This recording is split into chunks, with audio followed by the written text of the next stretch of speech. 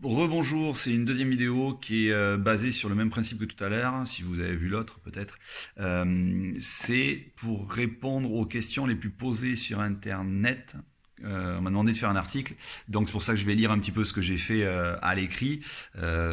Souvent, vous allez me voir regarder, mais c'est pour répondre à ça par rapport à l'hypnose et l'auto-hypnose, par rapport à la perte de poids. Donc déjà, je ne suis pas sur la bonne page. Alors, donnez-moi une seconde. Voilà. Alors, est-il possible de maigrir, perdre du poids ou retrouver son poids de forme grâce à l'hypnose? Eh ben, oui. Et il est vrai que l'hypnose est bien connue. Bon, alors, souvent pour l'arrêt du tabac, souvent les gens ils connaissent ça, les phobies, les troubles de comportement, quels qu'ils soient, les addictions, etc. Mais pour la perte de poids, souvent les gens ne sont pas vraiment certains. Euh, L'hypnose ne fait pas mincir par elle-même. C'est pas l'hypnose qui fait mincir comme ça. Par contre, elle permet bien d'autres choses qui sont aussi importantes dans la réussite en fait de votre perte de poids, parce que la perte de poids, ça se passe pas que, je dis bien que, dans l'assiette ou dans vos séances de sport. Il y en a qui mangent très bien, il y en a qui font beaucoup de sport et ils perdent pas de poids. Et il y en a pour qui ça suffit. Voilà. Euh, Parce que en effet, une grande partie des précédents échecs, ou ou plutôt comme vos futures réussites, sont plutôt à l'intérieur de vous. Voilà. Euh, c'est ce que je disais, une bonne hygiène de vie parfois ne suffit pas. L'hypnose, elle va vous permettre de contacter et de mobiliser plutôt des ressources que vous aviez en vous, un peu comme si elles étaient oubliées, des ressources inconscientes que vous allez pouvoir réactiver pour vous aider à y arriver en fait.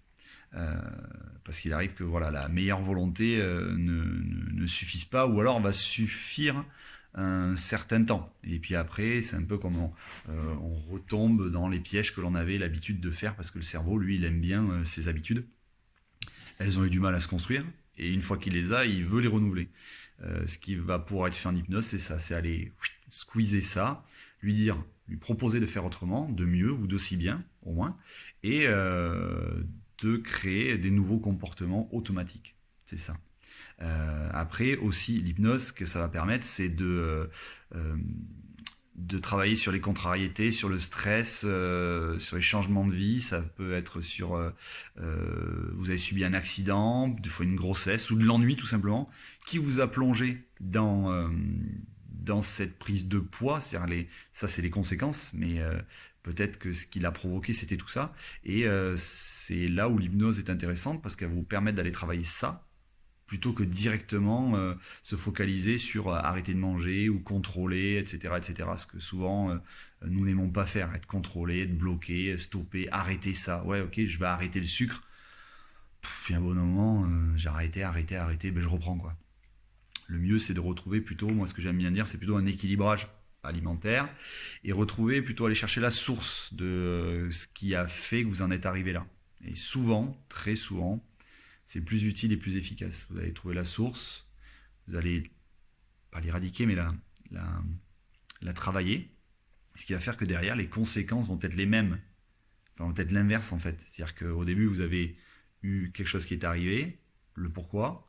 La conséquence, c'est par exemple, je me suis mis sur le sucre, beaucoup, et je fais moins de sport, par exemple, parce que je suis moins motivé, et donc je prends du poids. Mais plutôt que prendre à l'envers, on va revenir sur la cause, travailler plutôt sur la cause et regarder ce que les conséquences vont être.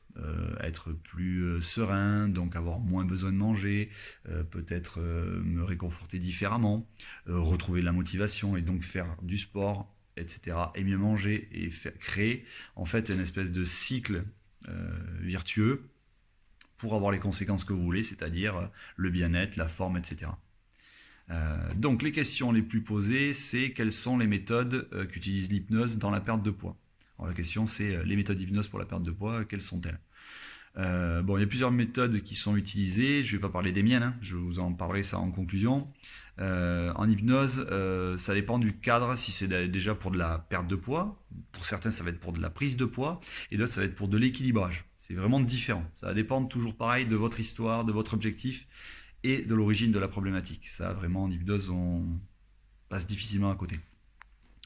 Euh, comme je dis souvent, toutes les personnes sont différentes et donc les stratégies qui vont fonctionner pour vous ne seront pas les mêmes que pour une autre. Donc à chaque fois qu'il y aura une personne en face d'un thérapeute, le thérapeute fera différemment, logiquement. Ce qui est bien à l'hypnose, c'est que c'est efficace, simple et rapide. Parce que ça va être d'aller travailler sur des niveaux conscients et inconscients en même temps. Le praticien, souvent, il utilisera un ensemble de stratégies alliant un travail sur la partie logique et rationnelle, autant que sur votre partie inconsciente. C'est-à-dire sur les choses que vous ne pouvez pas contrôler, qui vous sont pour le moment inconnues. Et l'idée, ça va être de remettre en place ces choses que vous saviez faire. Parce qu'il y a eu un temps où vous n'aviez pas de problème avec ce poids ou avec cette façon de vous nourrir. Ou sinon, l'idée, ça va être de vous l'apprendre, tout simplement. Car comme tout comportement, vous avez eu un comportement avant, un comportement après, et les comportements, on les change tout au long de notre vie. Par exemple, vous n'êtes pas la personne que vous étiez quand vous aviez 5 ans, ni comme vous en aviez 10. Et vous n'êtes encore pas la même personne que vous serez dans 10 ans. Vous serez différemment, vous vous comporterez différemment selon les événements et selon les choses qui se présentent à vous. Voilà. Ensuite, il y a une multitude de méthodes qui peuvent être mises en place, comme travailler sur le changement de perception. Certains font ça. Certains travaillent sur le dégoût. Alors ça, c'est pas du tout ma façon de faire, c'est pour ça que je le dis vite fait, mais il y en a qui le font. D'autres, ça va plutôt sur les émotions ou le souvenir qu'évoque une façon de se comporter avec les aliments, ou avec un aliment en particulier. Et puis l'hypnose, surtout, pour reparler de l'inconscient, parce que c'est vraiment ça le nerf de la guerre. En hypnose, ça va être travailler sur la possibilité de négocier avec votre inconscient, de lui faire entrevoir une autre façon de faire qui vous nourrit toujours, quand il vous nourrit physiquement et émotionnellement ou comportementalement, mais qui va être plus enclin à aller vers l'objectif désiré. Si c'est de la perte de poids, de la prise de poids ou de l'équilibrage ou seulement voilà, ce que vous avez envie. Il y aura très souvent un voyage, sur la vision que vous avez de vous-même aussi, sur l'aspect santé, sur le respect de votre corps, sur votre motivation, et ce qui permet de le maintenir dans le temps aussi. Toutes ces prises de décision, c'est bien joli, mais la motivation qui va vous permettre d'être capable de le maintenir dans le temps, de le gérer et d'anticiper, comme je l'ai marqué là, les situations à risque. Prévoir comment je vais faire quand je vais me retrouver au restaurant, comment je vais faire quand j'aurai plus ça dans le frigo, comment je vais faire quand on va me proposer, etc., etc. Visualisation, prévoyance, on va prévoir, vous allez anticiper et vous allez prendre ce dont vous avez besoin pour être capable de passer au-dessus de ça. Ensuite, une autre question très posée, c'est l'anogastrique virtuelle et l'hypnose. Alors, un anneau gastrique, comme il est dit et indiqué, qui est virtuel, donc il n'existe pas. Gros avantage, pas besoin d'opération. En hypnose, l'idée, c'est de faire croire à votre inconscient que vous avez placé ou qu'on vous a placé un anneau gastrique, un anneau gastrique qui permet de contrôler votre satiété plus rapidement. Vous savez bien, ou si vous ne le savez pas, que votre esprit, votre inconscient, en tout cas, ne fait pas la différence entre la réalité et la fiction. C'est pour ça que devant un film, vous avez les mêmes émotions, si vous êtes pris dedans, évidemment, que vous êtes dans l'histoire, vous avez la même émotion que celui qui est en train de la vivre. Ou si vous êtes au bord d'un pont et que vous avez peur, il y a la peur qui vous envahit et vous avez de la chair de poule ou j'en sais rien, moi ça se manifeste chez vous, mais vous avez la même ressenti que si c'était réel. Et c'est la même idée, même concept qu'on va utiliser en hypnose.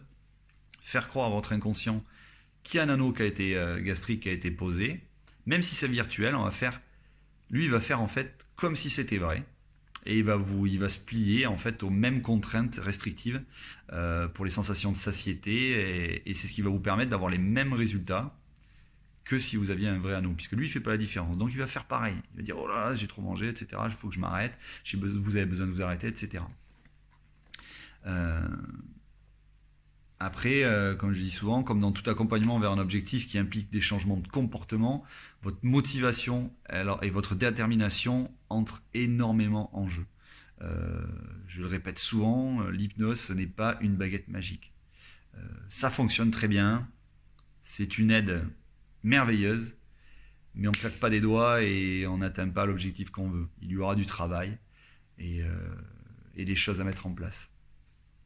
Mais c'est un super outil pour vous amener là où vous voulez, ça c'est sûr. Lors de la séance, l'hypnopraticien il va procéder, voilà, non pardon, ça c'est complètement naze. Donc, pour revenir aussi sur l'hypnose, certains hypnopraticiens proposent la pose d'un orgue gastrique virtuel, c'est vrai, mais il existe beaucoup d'autres manières pour perdre du poids.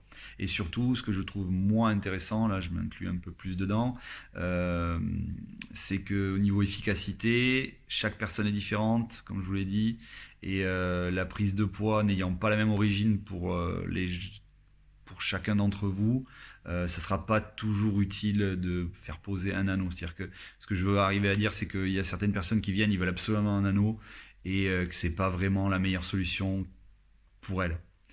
Faites confiance à votre praticien, laissez-le faire conduire son anamnèse, c'est-à-dire votre historique, un peu voir ce que vous avez besoin, ce dont vous avez besoin, et laissez-le faire utiliser ce qui va trouver le plus utile pour vous. Voilà, ça c'est aussi par ma pratique que je trouve intéressant de ça, parce que tout le monde n'a vraiment pas le même besoin, et partir sur ce genre de choses, qui est potentiellement très bien, je trouve que c'est pas vraiment ce qui est le meilleur. Il y a parfois un sujet à aller travailler avant, ça peut être, je pense au deuil, je pense à pourquoi vous vous sentez mal, qu'est-ce qui peut vous donner envie de vous remplir, pourquoi vous avez besoin de ça, le pourquoi, pour quelle raison vous faites ça. Et une fois que vous avez trouvé la raison, travaillez à trouver une autre manière de le remplir, et tout de suite, enfin tout de suite et même souvent, ce que je veux dire, c'est que en travaillant ça, le poids n'est plus un problème et en fait disparaît, et si c'est pour de la perte, vous perdez du poids sans vous en rendre compte en fait, parce que vous avez réglé le problème. Faites l'origine, très important. Voilà ce que je veux dire.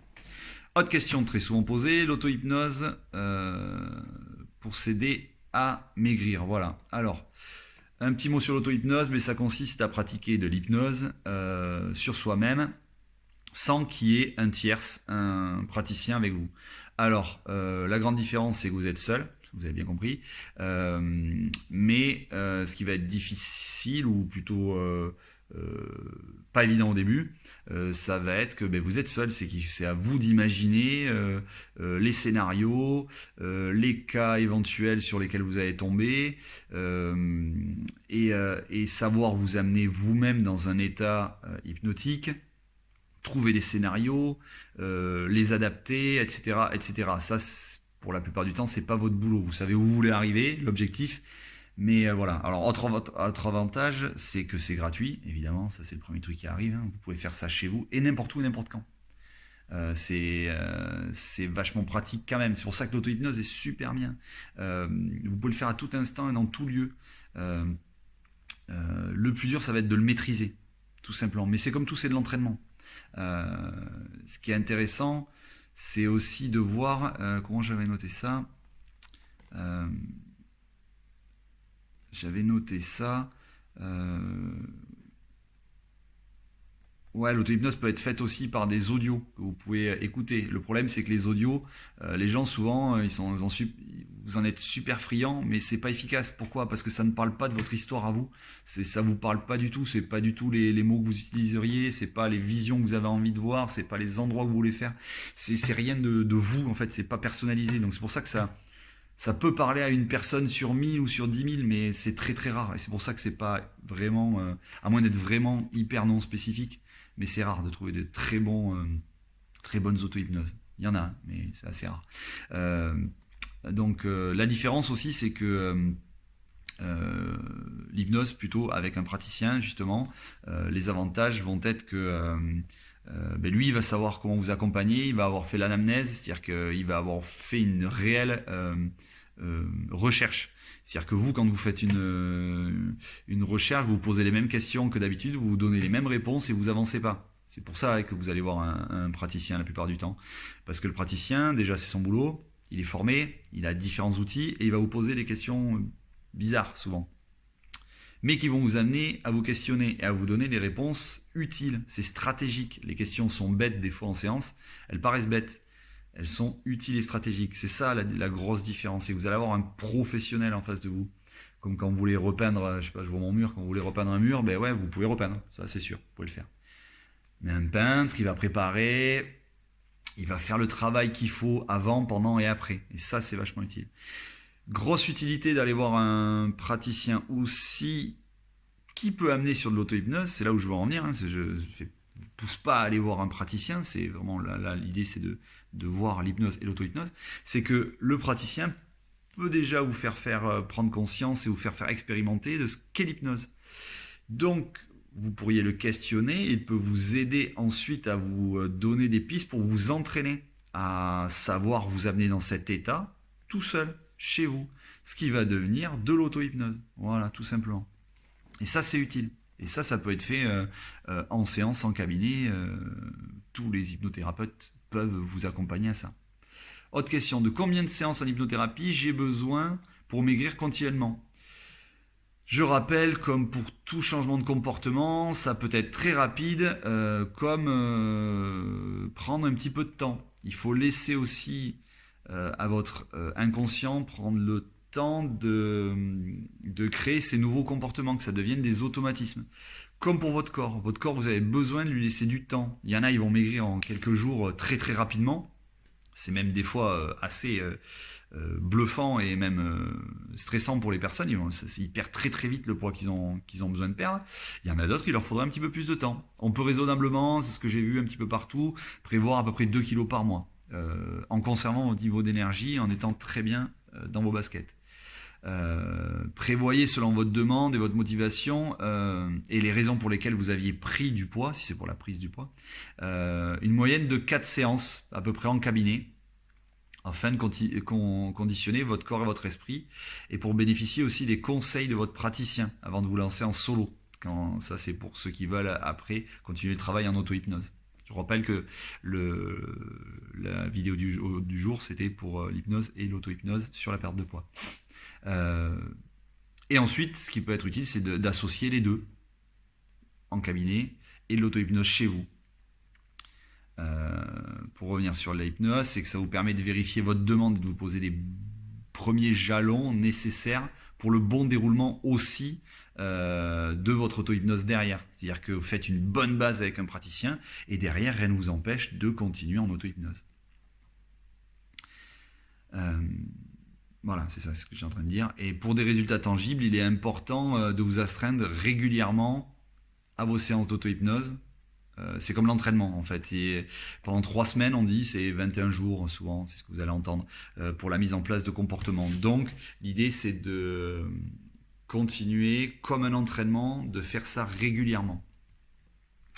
Et pour en arriver à vous dire aussi que l'efficacité de l'auto-hypnose comme de l'hypnose, ça repose sur la persuasion, l'auto-persuasion. C'est-à-dire que votre volonté, votre motivation sont la clé pour votre perte de poids comme pour tout objectif. Après, dans l'hypnose aussi, ce qui permet à perdre du poids aussi, c'est ça peut vous permettre de vous recentrer. Pour l'hypnose ou l'auto-hypnose, ça peut vous permettre de vous recentrer, de favoriser la maîtrise de vous-même et de votre appétit. Donc l'auto-hypnose fonctionne aussi très bien lorsque vous êtes convaincu de son efficacité. Et ça peut être aussi, comme l'hypnose, ça peut être intégré dans une stratégie globale avec un régime alimentaire, un programme de remise en forme, que ce soit du sport, de renforcement musculaire, etc. Ce qui est bien, c'est de faire un accompagnement global, que vous ne fassiez pas que l'inconscient et que l'hypnose et l'auto-hypnose, ou que le sport, ou que l'alimentaire. L'idée, c'est d'englober tout ça dans un concept global. Voilà.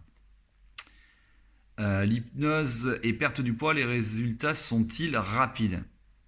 Comme je l'ai répondu déjà avant, prévoyez un peu de temps pour vous laisser le temps à votre corps de prendre le pli sur les nouveaux comportements et ce que ça engendre à l'intérieur de vous. Voilà. Et puis ça dépend toujours de votre histoire, de votre demande et de votre motivation. Je répète toujours la même chose, mais Parce que parfois, c'est difficile de trouver la cause et l'origine. Donc, des fois, ça peut mettre un petit peu plus de temps sur un accompagnement. Mais une fois que vous avez trouvé le pourquoi vous faites ça, vous allez trouver en vous les ressources. Et surtout, elles vont se mettre automatiquement ou par le biais de votre hypno euh, en place, tout simplement. Et ça va devenir naturel. Et vous allez plutôt retrouver votre poids de forme. Et puis ensuite, vous pouvez partir sur du coaching ou sur de la motivation, sur des concepts plus élaborés pour atteindre certains objectifs. Voilà. Ça aussi, c'est important de le souligner.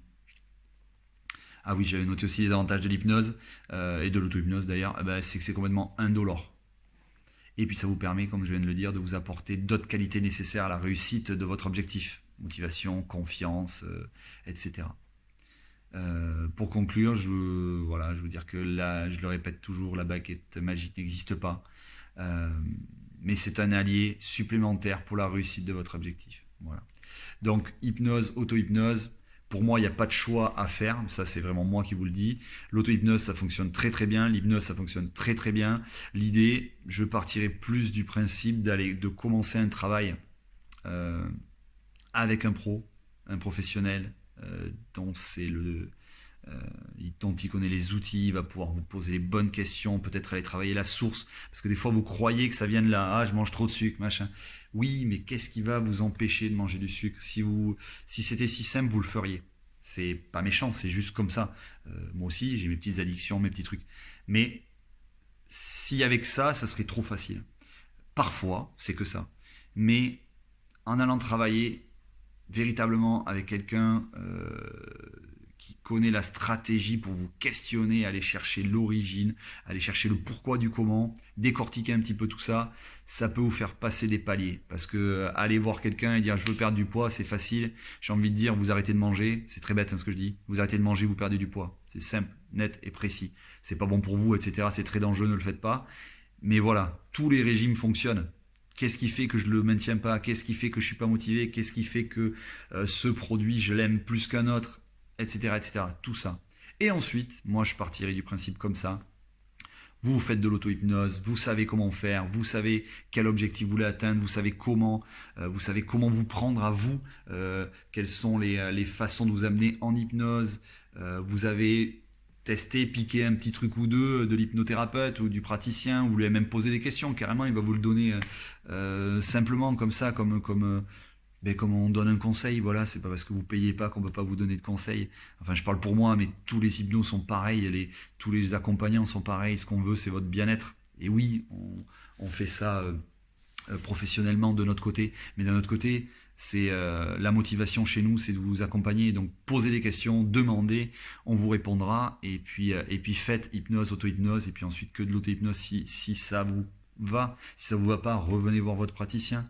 Et puis pour ce qui est de la perte de poids, moi je déteste le mot régime, là je parle pour moi. Je partais du principe plutôt que tout est bon, rien n'est mauvais, et puis rien n'est mauvais, et puis voilà, tout peut vous aller, ça dépend des doses. Alors, faites attention, n'allez pas trop dans les extrêmes, partez plutôt du principe sur un équilibrage, moi je trouve plus intéressant. Posez des questions à des professionnels, allez pas voir Doctissimo par exemple, j'ai rien contre eux, mais si c'est un mécano qui vous donne des conseils de psychologie, ou j'en sais rien, un mec qui connaît que dalle qui va vous conseiller sur la nutrition, voilà, évitez, voilà, c'est tout. Donc en attendant, mettez-vous en action, faites ce qui est bon, ce que vous trouvez bon pour vous, et puis prenez soin de vous, et à bientôt.